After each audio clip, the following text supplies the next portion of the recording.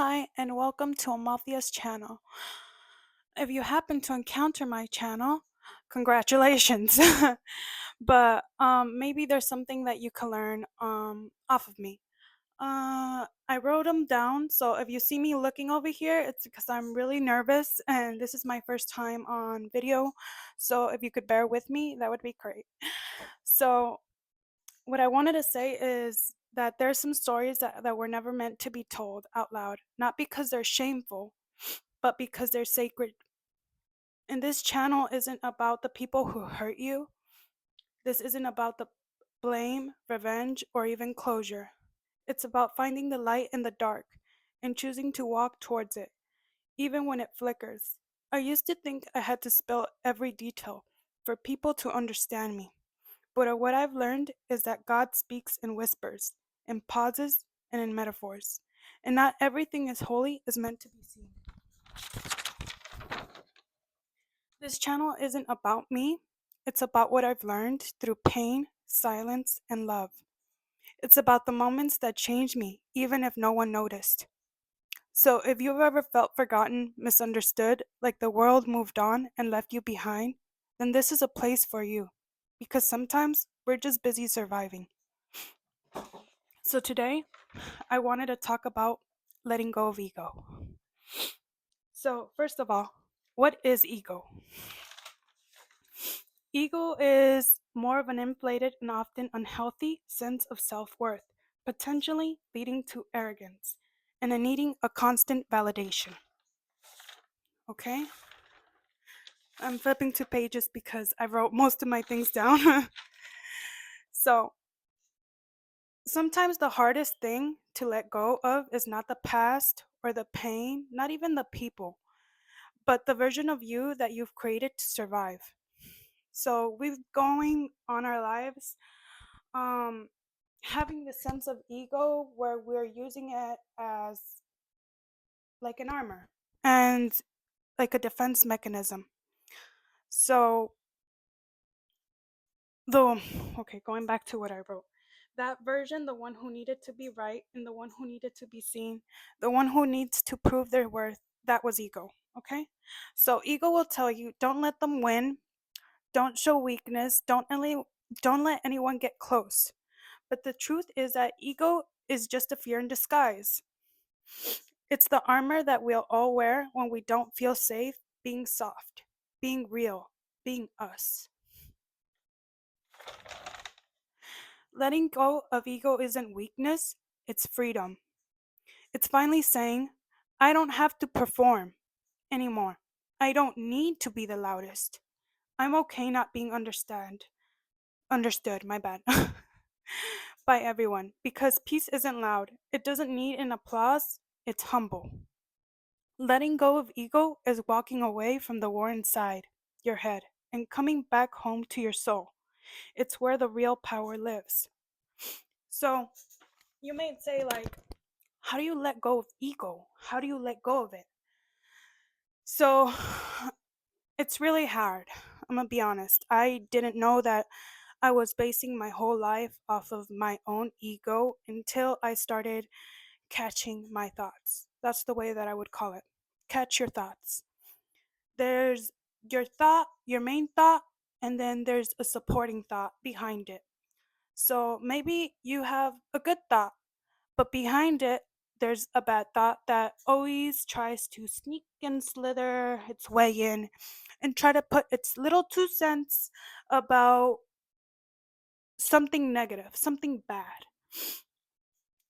And maybe deep down, that's what drives us to do certain things and say certain things because ego is what you just you want to survive, like survive. So we need to live by not by our personality, which ego, I would say that ego is more like your personality because it's like, oh, you hurt me, you did this to me, I don't like you, and do you even know who I am? Like, we can't live like that. So, a lot of people in this world live over ego, over soul. We're not living with our soul. So, how do you live with your soul over ego or soul over personality? You could say personality could be like the rings, chains, how you dress, how you want to look. That's your personality. But you can't let your personality drive you to, you know, be like that all the time. You have to let your soul drive you, your soul be in control. Soul over ego. So, I set an example today about how you could catch your thoughts, or a metaphor more like it. So, I put here bad thoughts are like flies. Flies can fly anywhere, they can land on flowers, fresh water, sunlight, but where do they go?